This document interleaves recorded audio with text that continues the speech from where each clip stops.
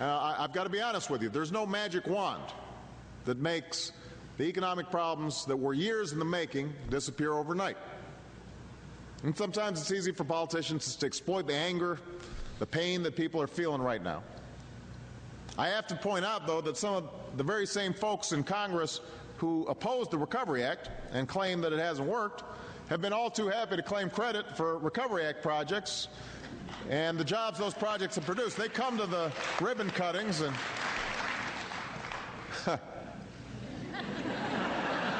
they found a way to have their cake and vote against it, too. But look, we're making progress. But it can't come fast enough. We want to accelerate it. And we know that if we truly want to have long-term economic growth in this country, then we need to start addressing some of the struggles that middle-class families have been dealing with for years, long before this particular recession hit.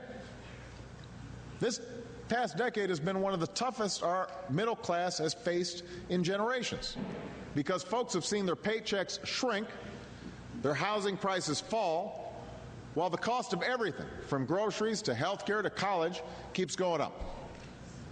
So a lot of you are working 2 jobs. Certainly everybody in your household's working. You're working longer hours. But you feel like you're treading water. And in some cases, it's not adding up. A lot of people put their kids to bed wondering whether they'll be able to give them opportunities in life that they got from their parents.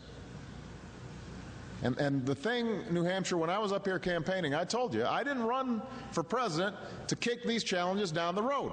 I didn't run for president to play it safe. I didn't run just to keep my poll numbers high as possible for the next election. I ran to solve problems for the next generation. I ran to get the hard things done. That's why you elected me.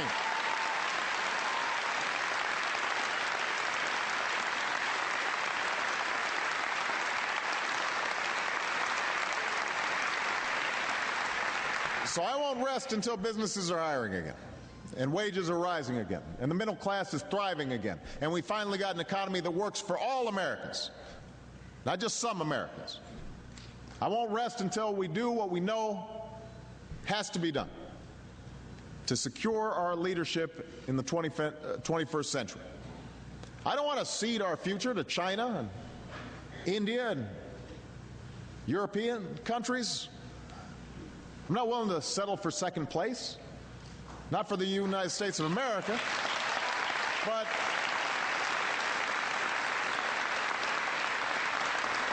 but if we're going to win the race, here's the thing. I can't do this alone. Democrats can't do it alone. The president can't do it alone. We've got 2 parties in this country. That's a good thing. It means we've got heated debates and vigorous disagreements. And as messy as democracy sometimes is, it means bad ideas can be discarded and good ones can be refined, and we don't go too far in any one extreme. That's the genius of American democracy. So I was very pleased when the House Republican caucus graciously invited me to attend their retreat last week. You know, we had a good time for more than an hour. For more than an hour, we had a frank exchange about the issues facing our country, and we aired some of our grievances. We shared some ideas. There were plenty of things on which we didn't agree, but there were also some things on which we did. And even more things that we should agree on if we could just focus on solving problems instead of scoring political points.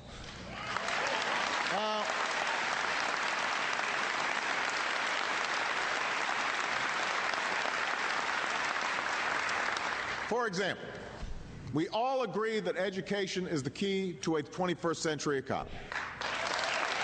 We all agree that the best anti-poverty program around is a world-class education.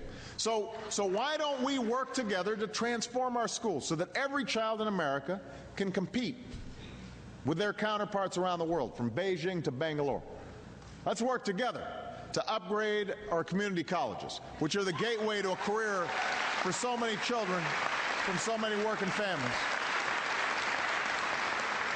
And I know we've got a lot of young people who are about to head off to college in an era when a high school diploma is no longer a guarantee of a good job.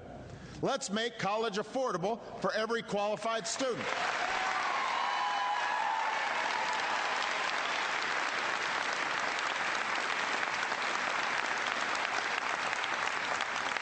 As I said at the State of the Union, no graduate should have to pay more than 10% of his or her income on student loans each year. We can see to it that they don't. We can see to it that they don't. We've got legislation pending right now that could make this happen.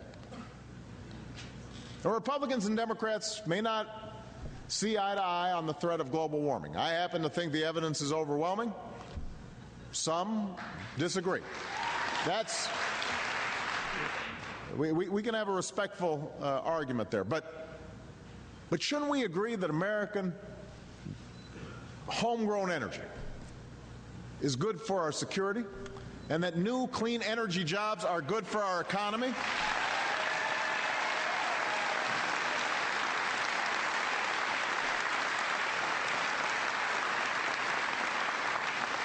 Can't we all agree that these jobs shouldn't be going to China or Germany or Spain? They should be right here in the United States of America?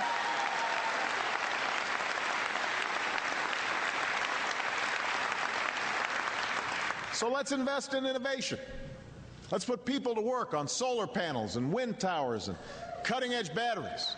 Because the nation that leads the clean energy economy will be the nation that leads the global economy, and America has to be that nation.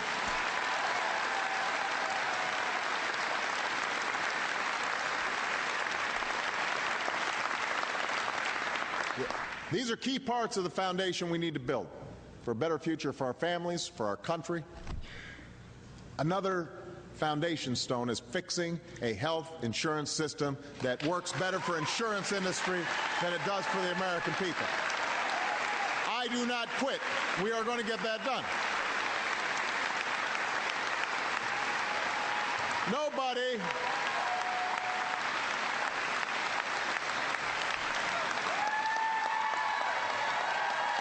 We've got to get it done.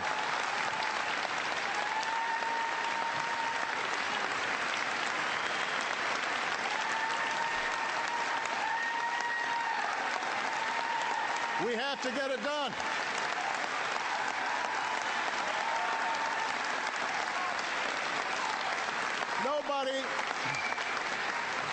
Nobody should be satisfied with a system that allows insurance companies to deny care to folks with pre-existing conditions, that allows insurance companies to kick people off their plans when they get too sick.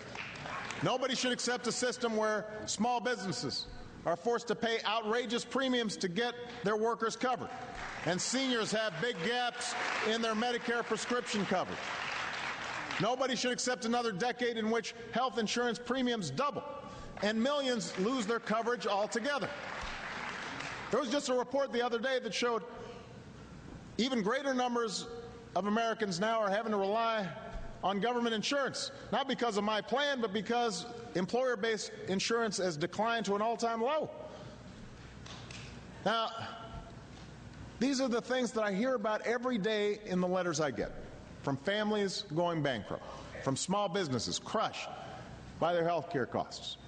So I am not going to walk away from these efforts. I will not walk away from these people. And Congress shouldn't either. We should keep working to get it done. Democrats and Republicans together, let's get it done this year.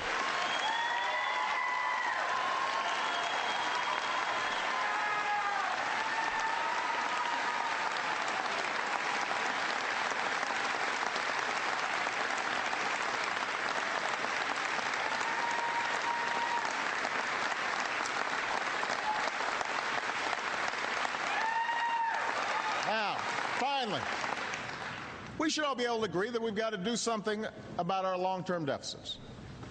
Now, these deficits won't just burden our kids and our grandkids decades from now. They could damage our markets now. They could drive up our interest rates now. They could jeopardize our recovery right now. Responsible families don't do their budgets the way the federal government does.